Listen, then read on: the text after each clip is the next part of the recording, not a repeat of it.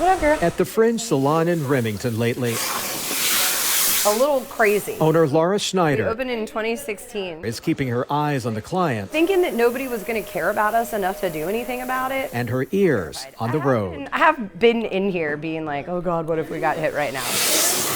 Overnight 2 months ago, it happened. I was walking out to leave. A driver here on 28th Street came barreling into the side of her salon. As I was leaving, I saw brake lights all over the sidewalk. When the city redesigned this road last summer, it eliminated a lane of traffic, added parklets and a bike lane, and moved the remaining lane of traffic closer to her salon.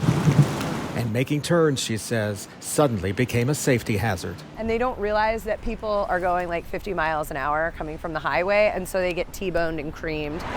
The city calls this newly designed road a complete street, but Schneider is convinced this street is hardly a safe street for those on the road or near the The road. street used to be 10 feet further. She complains the construction had already begun before the community had a chance to speak. They came in once and had us sign a petition, didn't mention anything about a bike lane. I saw what I signed, and it wasn't this. Schneider is an avid cyclist herself. In fact, her love of bikes Oh, the tattoo. goes skin deep. My actual literal favorite hobby is cycling. But there's little love for the city's bike plan. As a cyclist, I don't want to bike in traffic. And I think there's a lot of cyclists in the cycling community who love cycling and hate complete streets.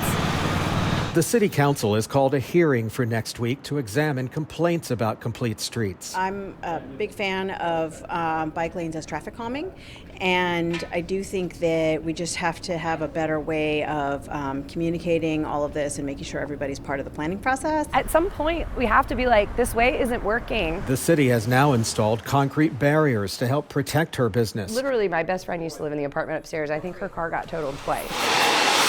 Stunning. But for Schneider, It's just true.